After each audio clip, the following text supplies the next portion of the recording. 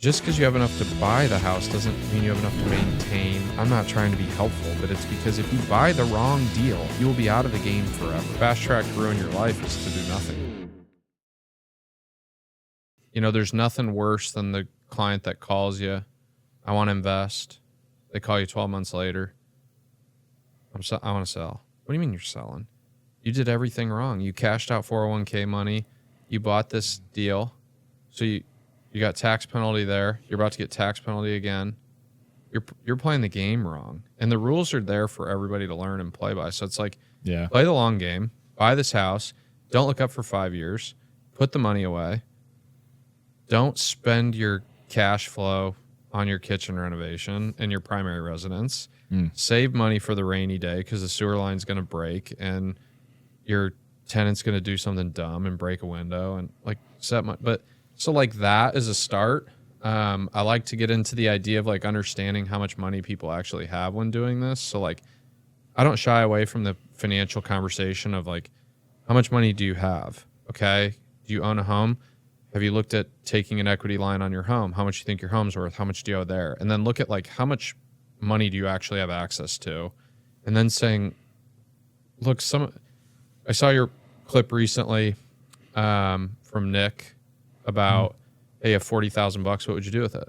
And it's like, just because you have enough to buy the house doesn't mean you have enough to maintain and in all the other sides associated with it. Yeah. So I tell stories about my nightmare tenants and say, if this happened, what would happen? Yeah. Would you have to sell the property? You know, I rented a house on 49th Street right next to Upland a handful of years ago.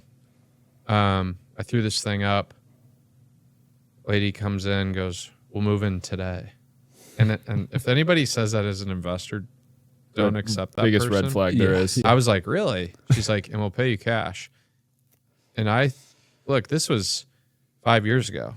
It was a green flag to me. I'm like, hell yeah, let's do it. Yeah, I like cash. This works great. She comes back with a roll like an hour later. She moves in. Like 3 days later, I get a call and she's like, Alex, there's like water coming up from the drain in the basement. I go in the house. There's like mattresses in the basement for like kids sleeping in a broader basement. I'm like, oh no. Mm-hmm. Everything. It was like the house had become like compressed hallways because there was so much stuff.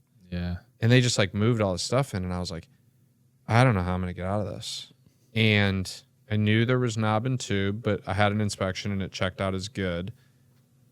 Original windows and kids sleeping in a broader basement. And I was like, fast track to ruin your life is to do nothing here. So I call a window company. This is COVID time. Window like lead time was like 12 to 16 weeks. So I order windows, but I'm like, 12 to 16 weeks with all the people in here and all the stuff plugged in. And I'm like, this is an electrical fire waiting to happen. Mm-hmm. So I called a guy who does commercial electrical work, and he put everything in conduit. He just rewired the whole house, threw it in conduit, up on the ceiling, up on the walls. And I was like, I don't care. Just make it safe as fast as you can. So we did that. But anyways, we get to the end of the lease and they've like destroyed the house. And I was like, hey guys, taxes have spiked. You're paying way below market rent. I have to raise rent on you. Raise rent. Never hear from her. And then the tenant, the neighbor calls because it's a duplex. He's like, hey, they moved out last night. Mm-hmm. Okay. So I go over to the house. Just as fast as they moved in. And they left about half their stuff.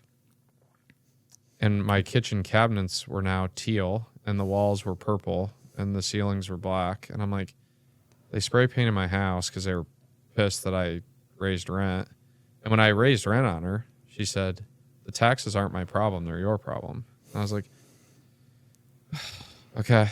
And so like they destroy the house, and I think it ended up costing me, you know, between the kitchen that was beat up and the bathroom and all sorts of this stuff, it's like $50,000 to $60,000, and then the dumpsters and all sorts of things. And it's like, I share that story. Yeah. And then you see the tenant go, or the investor who's curious. Well, you know, actually, I'm not sure.